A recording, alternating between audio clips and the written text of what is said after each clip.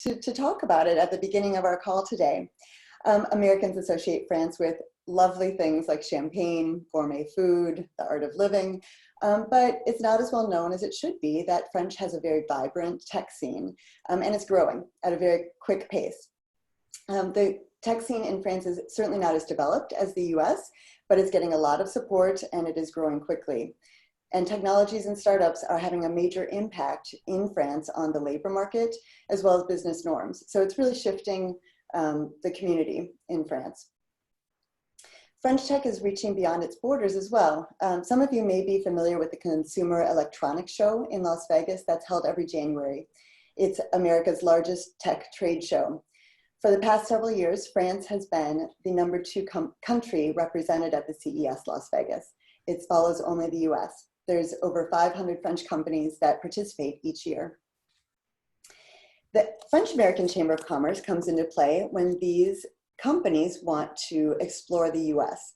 So for instance, the French-American Chamber of Commerce can provide market knowledge and insights for these companies as they're exploring the market. During their visits to the US, the FACC welcomes them, helps them make connections. And then when they decide to move to the region, the FACC provides the support to connect with academia, industry, and investors. Part of the FACC's mission is to draw business investment to the Midwest. So with that backdrop, I'd like to introduce Tom Erickson. We're very excited to have him today with us to discuss global tech trends, creative industry academia partnerships, and why the Midwest is ripe for a tech boom. Welcome, Tom. Thank you. Great to be here. Tom has a very impressive resume, and I'd like to share just a few of those highlights. Tom is currently the founding director of the School of Computer Science, Computer, Data, and Information Sciences at the University of Wisconsin-Madison. The department is dedicated to excellence in research and teaching in this field. The school is unique in its ability to be a top-ranked institution to address the intersection of computing and data with society, including data ethics, cybersecurity, human-computer interactions, and so much more. In addition to his current role at UW-Madison, Tom also leads a venture capital fund and is chairman for multiple startups. Prior to his current role, Tom founded Acquia, and grew the company to $175 million in revenue. It was the first business to offer open source as a service. It was recognized as the fastest growing private software company in the US by Deloitte in 2013, and it recently sold for over $1 billion. Tom also has connections to France, having lived and worked there for several years. I'm hoping we'll hear a few stories from France today since we can't travel there at the moment. Welcome, Tom. Thanks for joining us. Thank you. Merci. Bonjour, everyone. Bienvenue. So Tom, first, I love the background that you have behind you. Can you tell us a little bit about where you are? Yeah, well, where I am in this photo anyway. So I grew up in western Wisconsin along the Mississippi River in an area actually founded by the French. This is quite close to a city called Pepin, or Pepin in English. And the French explorers founded it, and it's an area called the Driftless area. Some of you may be familiar with that if you're from the Midwest, and it's quite hilly and quite beautiful. So it's lovely. Maybe you can share with us, I know you grew up in Wisconsin, and then you ventured far beyond Wisconsin to the East Coast and beyond, and now you're back. Could you share a little bit about your path? Yeah, so I attended the University of Wisconsin-Madison, which is why I'm there now. I'm doing full circle in that part of that. But in the 1980s, I actually lived both in Australia and then in Europe. And part of my time in Europe, I started going to France very frequently and ended up having an apartment in Paris, or 3 of them actually, and becoming quite familiar with French culture. I then moved back to the US as part of my careers, and I actually joined a French company, the old Thomson CSF. Some of you might be familiar with them. And I was the head of marketing for a software company that was actually quite a large $100 million subsidiary of Thomson. That, continued my connections in that arena. So I ended up back on the East Coast in I would say in the 1990s. I ended up going back to Australia for another stint, but fondly back to Boston. And then when I retired in 2017, the university said, time for you to come back home and help us do some great things here. So that's a quick tour. So. Wonderful. So I'm a proud UW-Madison alum, but many people on the call may not be as familiar with UW-Madison. Could you describe a little bit about what makes Madison, UW-Madison, so distinctive, and particularly the computer science department? Sure. Well, UW-Madison, depending upon your background, you may not be familiar with the notion of land-grant institutions in the United States, which were instituted in the 1860s as a way of the federal government funding universities across the land. And the University of Wisconsin-Madison is the land-grant institution for the state of Wisconsin, which means it has a duty and a service to really support citizens, not just simply be like many private universities, but we have a mandate to affect the lives and prosperity of our state. It is a fairly large university with over 45,000 students. It's one of the biggest universities in terms of breadth in the country, having everything from a veterinary school to a college of engineering to a very large liberal arts college that we're part of. And that's actually one of the amazing strengths of the universities, the breadth. The school that I head up is a new school we created in August by combining 3 programs: computer sciences, statistics, and the information school. And as Laura mentioned earlier, the goal is simply one of trying to take sort of look at the future, something that the famous hockey player Wayne Gretzky would say, skate to where the puck is going to be. And as we look at the future, we recognize that the impact of computing and data on everything we do is becoming quite pervasive. And it's not simply about trying to create better technologies in these areas, it's also about understanding the impact that they have on us. And that's really the mandate or the mission behind our school. It is a very large school in terms of students, with 3,500 students. Computer science is the largest major on the UW-Madison campus, with over 2,200 students, one of the largest programs in the United States. That actually has an implication around what Laura's talking about. Why are we talking about tech? Is that roughly 25% of all CS graduates in the United States come from the Midwest. Yet there aren't, it attracts only 5% of investment capital, or less than approximately that area. And when you have that amount of talent, it creates great opportunity and I'd say a gap. I'm a strong believer, based on my experience of working with the French, and now that we have a tremendous opportunity to take advantage of that gap and utilize the amazing talent pool that not just Wisconsin, but Illinois, Michigan, Indiana, Ohio have in terms of the talent that we're creating. So. Mm-hmm. And so universities really are the engine for creating so much of this technology boom, right? So we've seen MIT or Stanford really at the forefront of creating those tech circles. But to your point, here we are in the Midwest, and we have these wonderful universities creating interesting ideas, creating a great talent pool, but then the talent leaves. How are we going to be able to shift that to more of a Midwest-centric technology circle? Yeah, well, that is a great debate. That's I used to be on the. I moved recently from Boston to back to Wisconsin. We would have that debate in Boston. Who, despite the well-to-do nature of how Boston does in the tech world, there still is an inferiority complex to Silicon Valley. So I think one of the first things that we have to recognize is we're not trying to become Silicon Valley. We're trying to do things in our own way in what we're strong at. And I think there's some really tremendous opportunities to look at what we've done well and how can we continue to do well in those areas. Some good examples are in the biomedical fields or medical technology fields. So one of the largest medical technology companies, Epic Software, is based in Madison already. There are other companies that are growing companies, and some of those have been acquired by other players, and some of them were acquired by French companies, in fact. One of them in Madison is called Esker.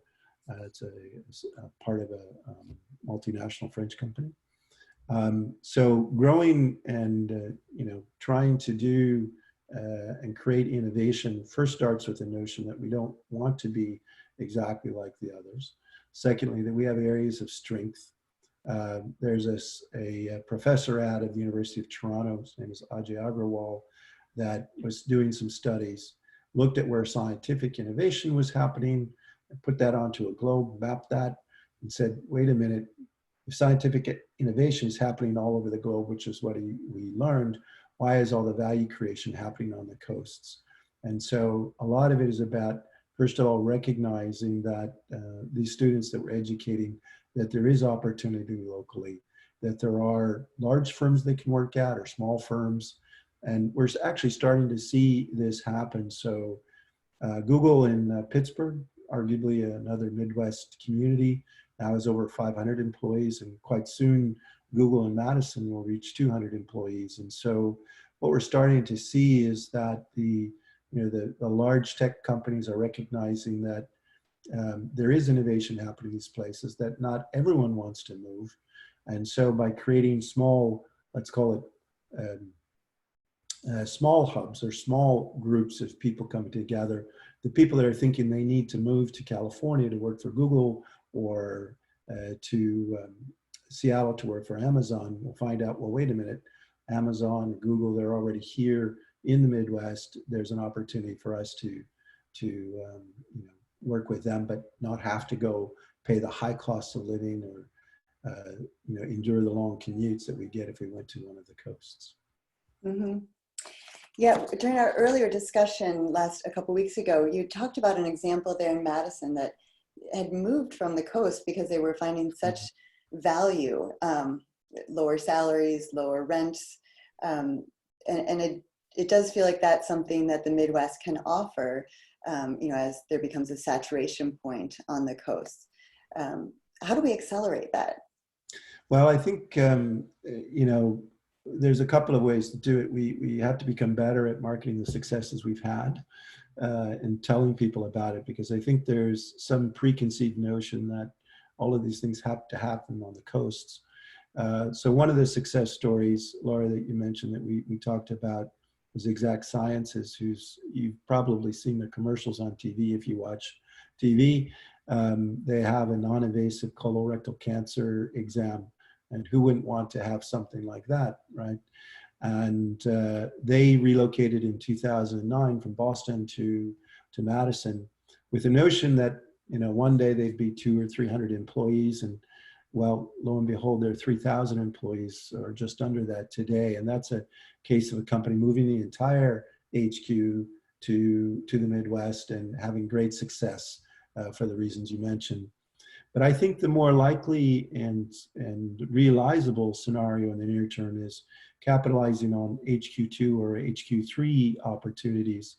And an example of that is a firm called Zendesk, which is a 2,000 employee public company in Silicon Valley, where some of the employees, or a particular employee in this particular case, said, I really want to go back to the Midwest where I'm from.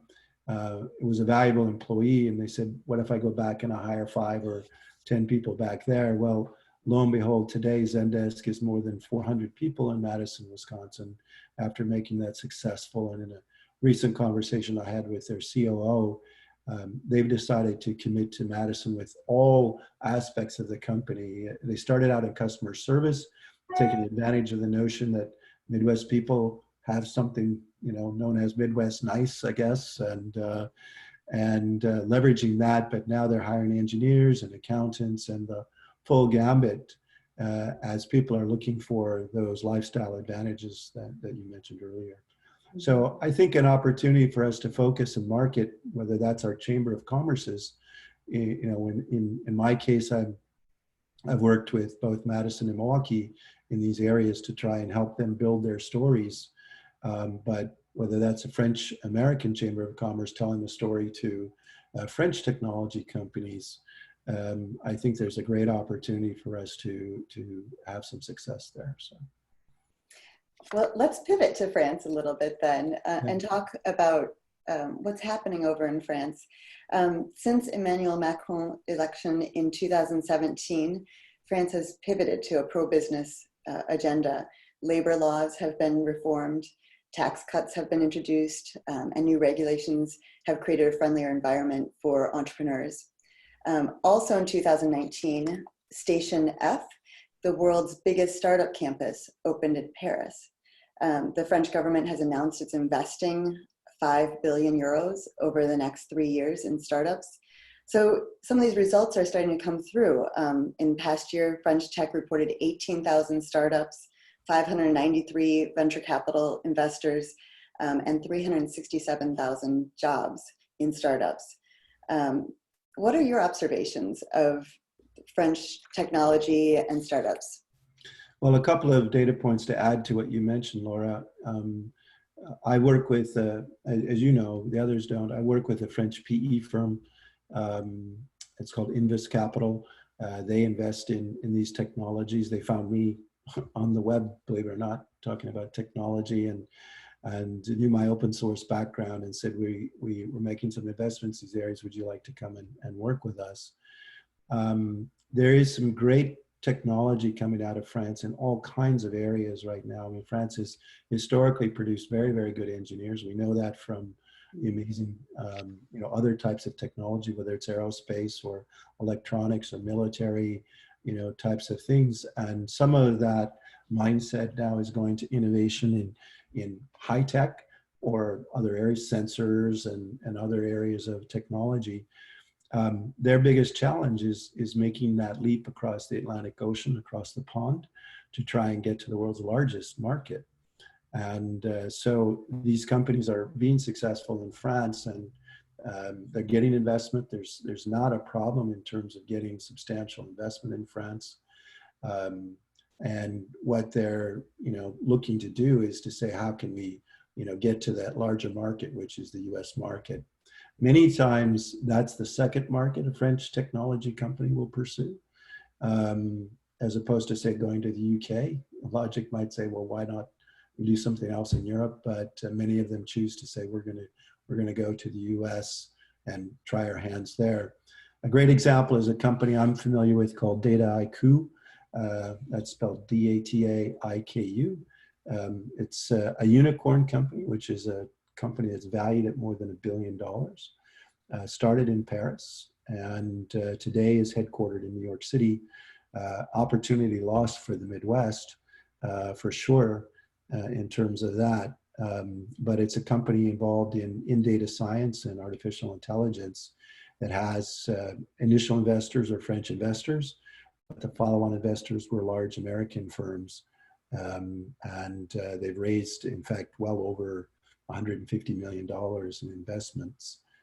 Most of the quantity of that from the US, while the initial investors were in France.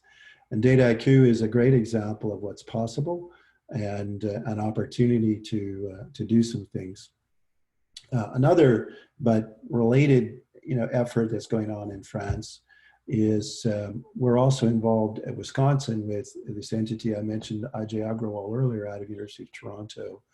Ajay recognized this need to say we've got value creation only happening on the coast despite scientific innovation happening everywhere. And he created a program called the Creative Destruction Lab, or CDL for short.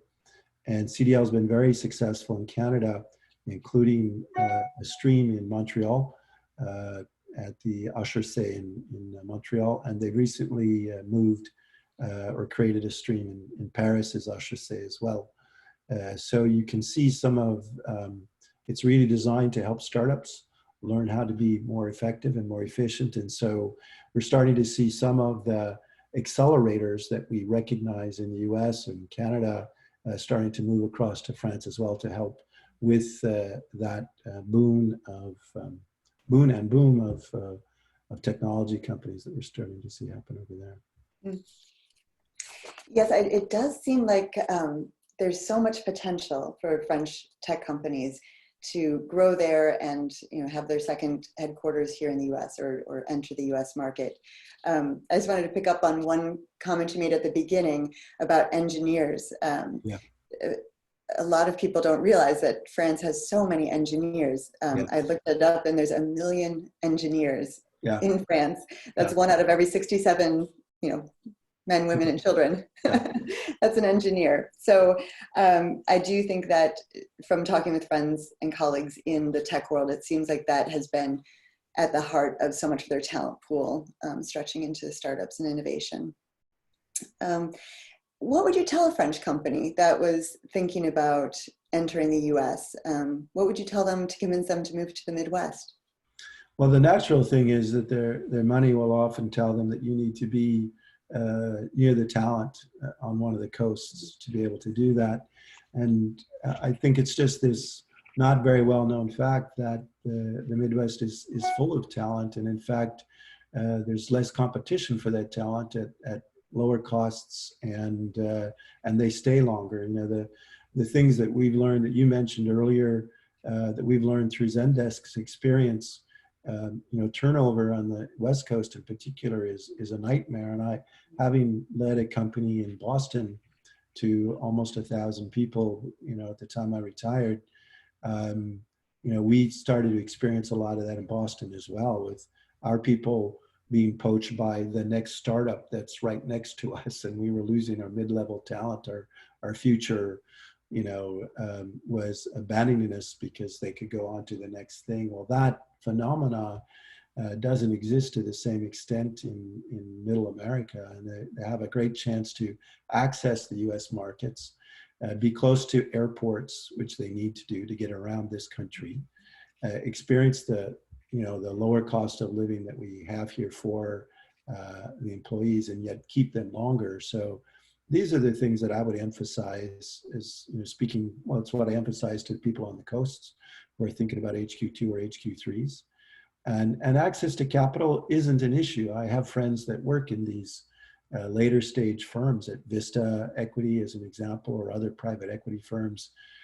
For the right company, they're happy to go anywhere. And Vista invests in a lot of companies based in Minneapolis or Chicago, and really regardless of where they are.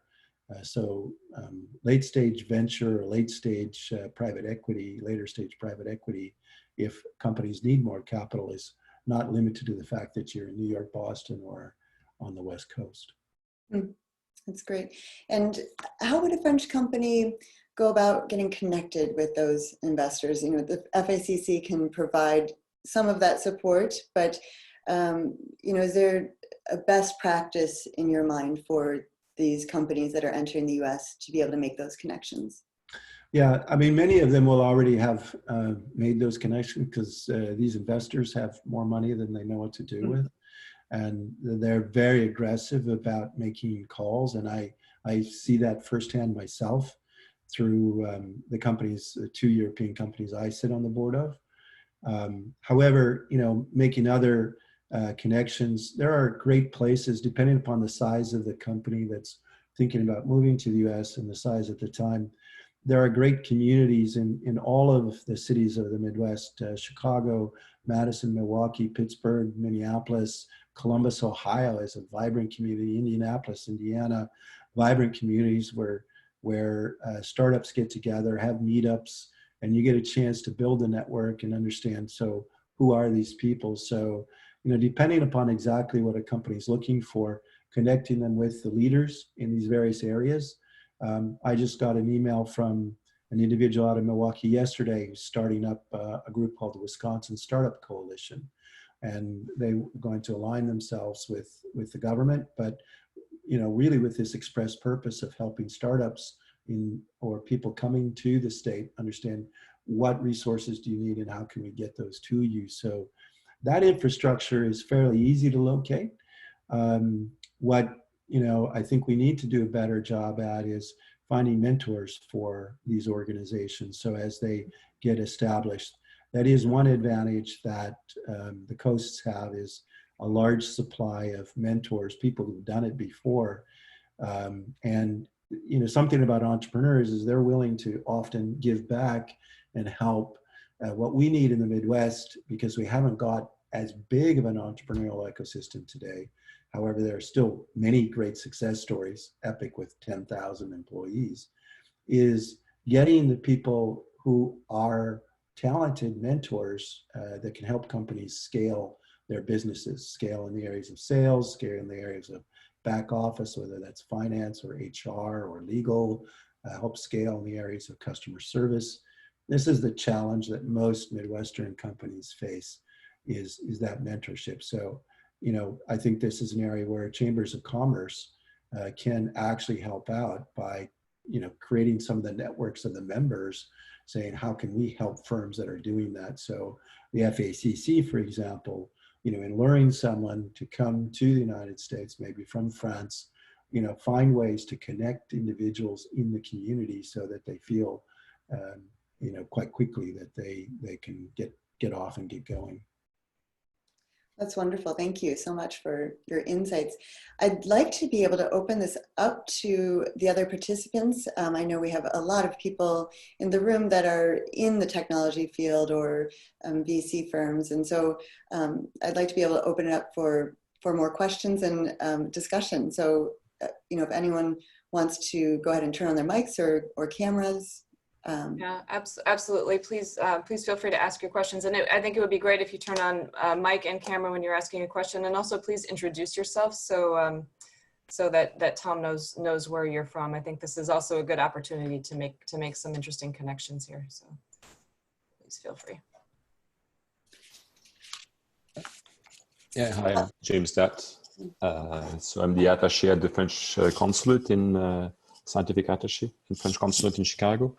I was writing some papers about the University of Wisconsin not so long ago. So thank you very much for the presentation. I find it really, really enlightening.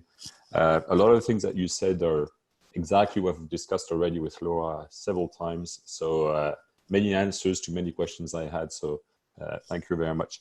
I was wondering about one thing and how you see that. I was reading that about 25% of the R&D investment in Wisconsin is done by the University of Wisconsin. Now, when you see that there are a lot of big firms, Fortune 500 companies, what do you think about this number? And how do you think a university, is it normal that a university invests so much in R&D compared with, I guess, the other companies? Is that because the companies are doing their R&D somewhere else, or can you sort of discuss that? Yeah, well, I have I'm only a year at the university, so my apologies on this, but this is an area that I'm spending a lot of time on, actually, because it's an opportunity. A couple of data points. First of all, Wisconsin is one of the largest research universities in the country, so the basis that we're starting from is already quite high relative to other universities. So let's just make that statement. It won't be the same at universities across the nation. Secondly, the pressure on Fortune 500 companies in particular, who typically have had the resources to do research, to increase earnings in the US, it just continued to mount. If you walk into a large Fortune 500 company, and unless you're Google or Amazon and you're just throwing off cash and the gross margins are fantastic, that's not the Fortune 500 company that's sitting in Wisconsin. We have Johnson Controls, and we have Kohler, and we have traditional types of firms.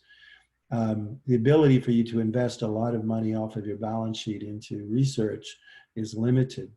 So building partnerships with universities where that research can happen is a great opportunity for you to do it and sort of find a way to invest, get leverage out of your investment in research at the same time as benefiting. You do run some risk that you don't own all of the IP around your research. So you might decide how applied the research is that you want to do, and maybe do some of that in-house and complement that with more basic research, less applied research, in working with the university, because we are restricted in the ways that we deal with intellectual property. Some universities more and less than others, excuse me, but speaking for Wisconsin, we're rather limited. Having said that, we're going to be expanding extensively what we call our capstone programs, which is access to students to do research, in which cases, the IP is slightly different in the way that it gets cared for, and the companies involved in doing that kind of research will have full licenses to all of the IP. And so there are other ways to achieve that, but that's the phenomena that I see happening, and an opportunity for universities, and a pain for traditional Fortune 500 companies. So. Yeah, just to tell me, it's interesting what you say, because I think it's actually one of the big problems in France compared with the States is the capacity for companies to work with universities.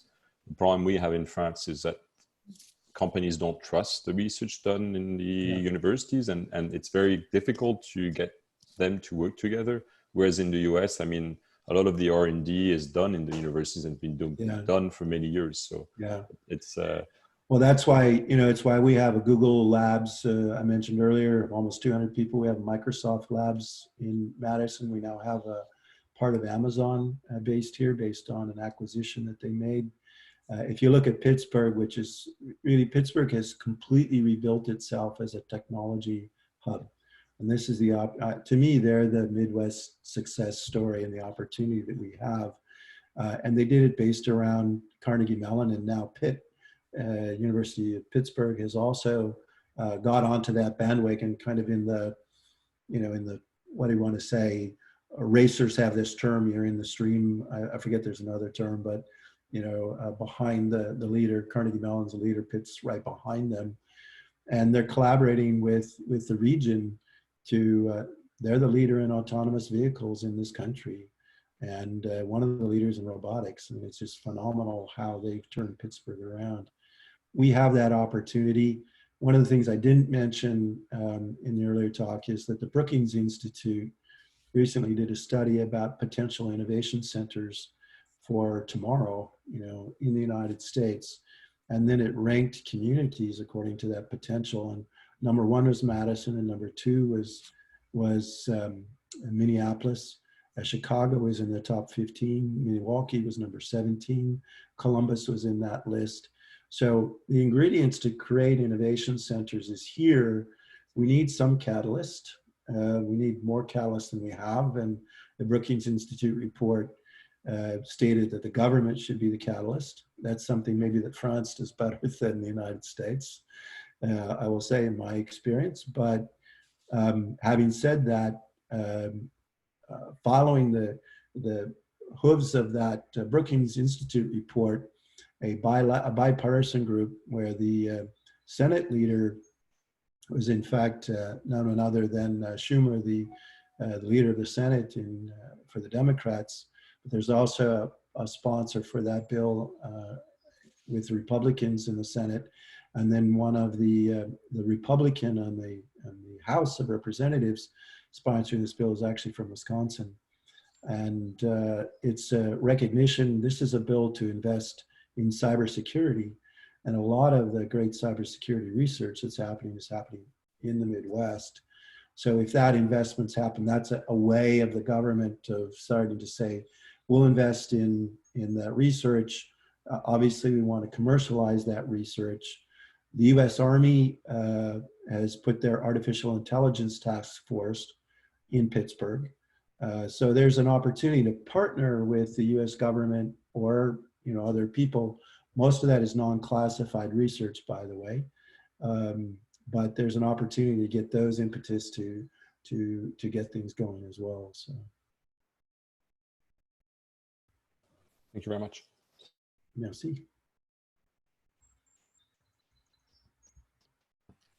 Hello, this is John Emory. I'm president of Emory & Co., an investment banking firm headquartered in Milwaukee. And my question is, Tom, what are things that a company can do to to foster more innovation, do you think, to get my team members to be more innovative, or how do we come up with more innovation? What have you seen that works? I'm sure there's a lot.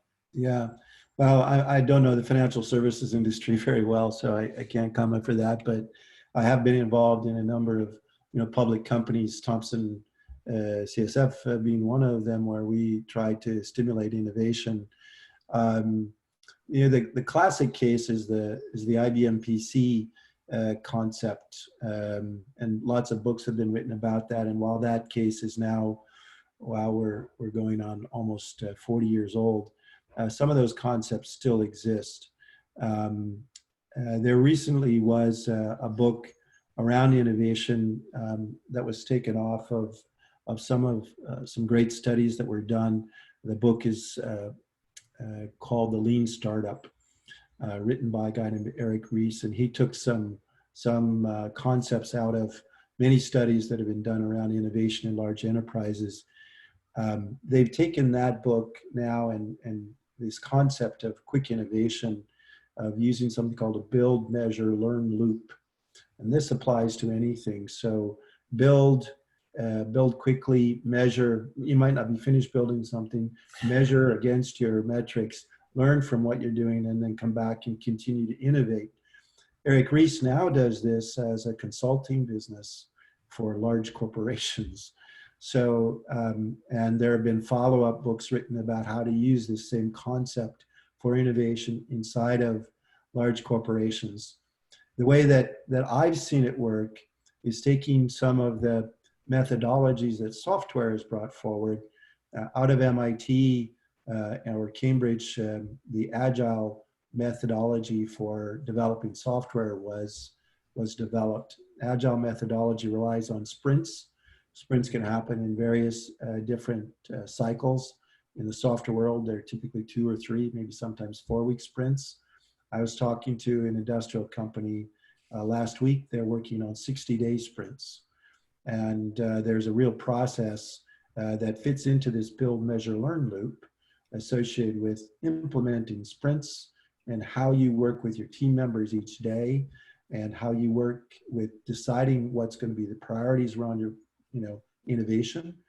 And so most of the success I've seen in innovating in organizations is around implementing some of this sprint methodology combined with the lean startup mindset to create innovation inside of an organization. So. Could you, that's interesting. Could you expand more on sprint methodology or what a sprint is? I mean, that's an interesting concept. I've never heard of that. Yeah, so the original concept around sprints was you're going to do software development in a cycle.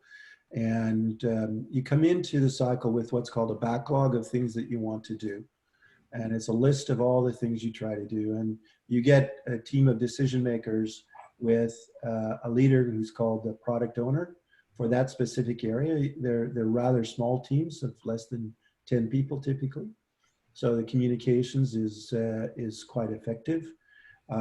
That group in their sprint planning cycle, which is typically a half day or a day every sprint cycle, we'll get together and decide what's going to come off of the backlog and go into work in that sprint. There's a mechanism and a methodology for determining scope and how do you make sure that everything's within scope of what you're going to try to accomplish. I won't go into that. And then that goes into a measurement system. And there's actually software built today. One of the systems we use actually for our school, unrelated to software development, it's called Trello, Trello.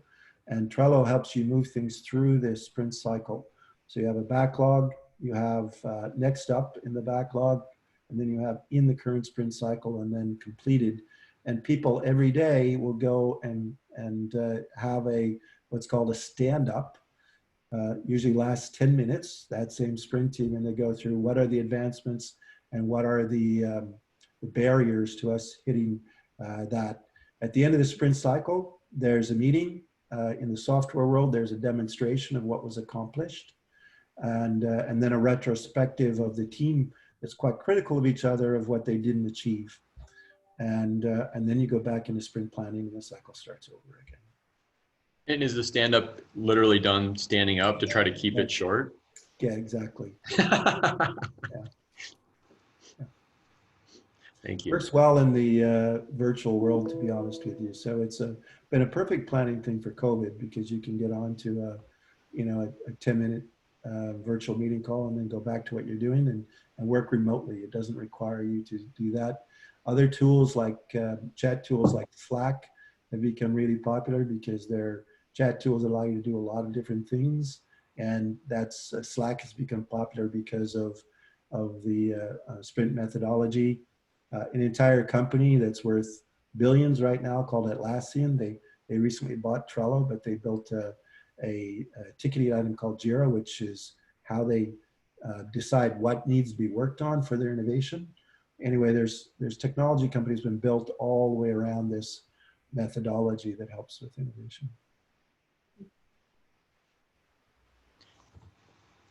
I imagine for students coming out of your program at UW-Madison, I imagine is there sort of I'm sure it goes all directions, but is there sort of a typical direction? I could imagine someone it would be very valuable if they could, be a team leader and know how to run stand-up meetings and run these sprints. Is that something you try to teach the students of kind of how to, or how do you teach Yeah. them? Or what do you teach them? Well, unfortunately, at Madison, back to the notion earlier that the attaché mentioned, we are a research institution and focus on that, and our learning tends to be, based around, we're going to give you the tools you have to even as an undergraduate student, to be able to solve big problems.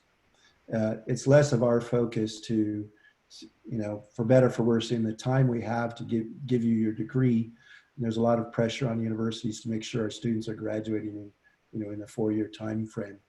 There's less of ability for us to give them this practical knowledge that they need to run a sprint. So in the basic things that we do, we don't provide that. However, there are lots of abilities to do it. There's also, the other institutions, whether it's the 2-year institutions in Wisconsin or the 4-year institutions that aren't Madison, that have less of a focus on research, might be teaching this. But it's also something, quite frankly, that you could go to a workshop and spend 5 days on, and you would have the basic skills you need to learn how to do that. And then with some follow-up learning, maybe at some point in time in the future. So, great, thank you. Yeah.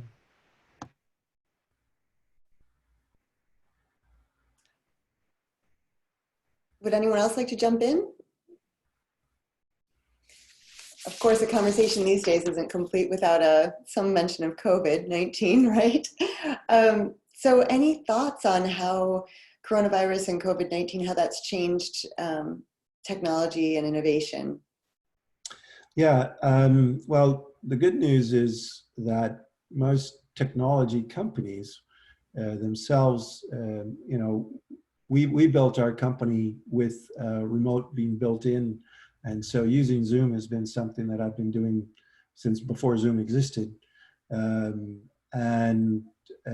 We would hold these stand-up meetings typically often over Zoom. So technology companies, I think, have adapted well, and some of them have been thriving because companies like Zoom providing the technology. What I think it does for innovation with other companies is it certainly, I can tell you, in speaking with one company, they had to reprioritize things based around the fact that people weren't present in their offices. And they found out that they were actually making decisions faster than they were before, and spending less time trying to make decisions. So they actually accelerated time to do some of the work that they were doing. It was a phenomenal case study that this organization has gone through. But I think it's going to provide us an opportunity to see, we know that innovation in large corporations, and these tons and tons of studies have happened like this, and speaking to CIOs at large corporations, innovations always happened on the fringes. It's never been in the centrally controlled central parts of an organization. It happens out on the fringes. Learning how to work remotely, learning how to manage remotely, creates more fringes inherently in the way that you can do things. And in theory, encourages opportunities for more innovation. And I'm going to be pretty excited about what that means in actual output, whether it's in manufacturing or in life sciences or other areas as people come together. At the same time, it's been a nightmare for people that have to do particular types of research, such as wet lab research, because they've not been able to get together. They've had to isolate, stay at home and be safe. And so it's put a dent in some momentum around certain types of research, which required people to be collaboratively working together or maybe travel for what they do. That's definitely been a challenge. At the same time, there's been research in the medical field and biomedical field that's just accelerated as tons of dollars have been thrown into it, to try and solve some of the problems that we're dealing with. So there's probably, I would say, some good and some bad that's going to happen around innovation as a result of this. More important, I think, is the debate, not more important, a different topic that we've really been having to debate is what's the future of higher ed after COVID, and that's a topic that's certainly on many people's minds. So, would anyone else like to either put a question in chat or jump on, Andrea? Oh, yeah, hi Tom, it's Rick Carlson. I just wanted to say hello. Hey Rick. Yeah, thanks for joining. Appreciate it. Merci. I do have a question if nobody else wanted to jump in right away. It's about sort of the specificity of the big industrial sectors and economic sectors in the Midwest, and how that gives a sort of a special character to technology and innovation when we're talking about tech investment in our region. I mean, our key sectors are very unique to our region, and how does that connect to the type of tech that you see being drawn to this area specifically? Yeah, well, I'll give you a couple of great examples. One out of Illinois, which is Caterpillar, and working with Caterpillar Digital. Caterpillar now has more data on vehicles than any other organization in the world. They've had sensors on their large equipment for more than 10 years. And they've been collecting this data in anticipation of being able to have the tools where they could use it and analyze it.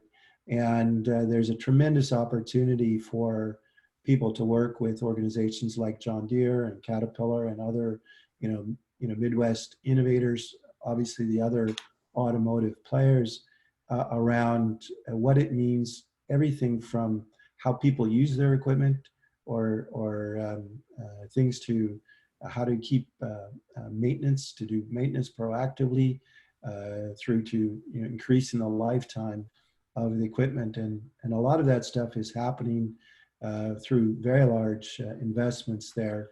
And there's no reason that innovation needs to be on the coast. It could easily be done by people here and by collaborating. And a good example is Caterpillar Digital is one of the companies participating in our computer sciences capstone projects next year. So they're going to bring projects to computer science students. And the hope is that they'll meet, talented computer science students and lure them to work on big problems that Caterpillar Digital is working on. It's a very similar situation with Johnson Controls, another industrial firm out of Milwaukee, well known for really the #1 company in building automation and building control systems. And they realize they need to become an artificial intelligence company in terms of the future of building controls. And they actually have clients like Google and Amazon on the coasts, but this is a company in Milwaukee and an opportunity to work on innovation here. And probably in one of the brightest notes, to finish that off, conversations I've recently had with Kohl's, retailer. Now we don't have tons and tons of retail in the Midwest, but it certainly exists, whether it's Best Buy or Kohl's or others. And Kohl's has decided to basically stop offshoring or outsourcing their technology to try and create more innovation, including shutting down their California operations where they thought they needed to have innovation out in Silicon Valley. And then they were using a lot of overseas talent to do that. And their new CEO together with their, well, somewhat new CEO together with their new CTO have decided they're going to try and do that in the Midwest, in Milwaukee. And there's an opportunity for, the institutions like Wisconsin-Madison to be able to collaborate with Coles and help them build the innovation centers that they want for their future. So there isn't a company out there today, I don't care what industry they're in, if they're not thinking about how they use data to their competitive advantage, they're not going to be around in 25 years. It's a great time and opportunity for those traditional companies to think about data and how we innovate and doing that here in the Midwest. So. Thank you. Thank you, Tom, so much for your all your insights about tech trends and the possibilities for the Midwest. It does seem like there's so much potential here, and between the UW-Madison and all the efforts you're making there, and hopefully the ground we can cover with the French American Chamber of Commerce, hopefully we can contribute to the greater good of tech growing in the Midwest. Yeah, there's certainly a great opportunity. So merci à tout le monde. Yes. Thank you. Thank you very much. Thank you very much, Tom. This is there's a lot of great food for thought here, and thank you for all your ideas on, especially your point about mentorship and some of the things that we can be thinking about as the FACC and what we can do to keep the momentum going. As I mentioned earlier, this session has been recorded, and we'll make that recording available to everybody who participated. It will also be on the archives of our website. We would love for, and Tom, I understand that you might be on a tight schedule, so feel free to leave us if you need to. We would love for the participants on this call to fill out a quick survey for the FACC, just to give us a little bit of feedback on how we can think about programming over the next couple of months while we're still trying to figure out when and if we'll be allowed to see everybody in person again. So I'm going to turn it over to Molly to get that rolling. It'll only take about 30 seconds. Yeah, thanks Tom and Laura and Andrea and everyone for their questions. So I'm Molly, I'm the FACT Chicago event manager. I'm coming live from my very glamorous kitchen.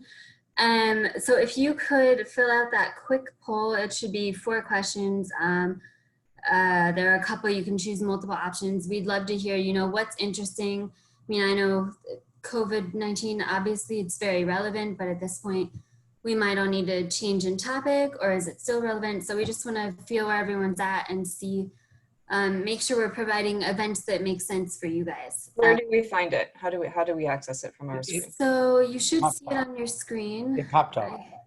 Are you seeing it? Yeah. Oh, okay, it's not popping up for me. Okay, great. Perfect. Yeah. So it's quick 4 questions and then you're done. So rip off the Band-Aid. It's the only homework we have. And I'll follow up with an email, as I always do, from our team. Andrea will be in copy. And we make sure that you can get in touch with Tom and Laura as well. And then, of course, we're here for any questions or comments. So Thank you, FACC. That was very good. That was Thank you all for participating. Thank you for everybody who's here for the first time. We hope to see you again. And thank you, Laura, for the fantastic interview and conversation. That was great. And we got some really good information and feedback and insight from Tom. So thanks a lot for everything you did to prepare for this. Thanks, everyone. Thank you. thanks. Bye. Okay.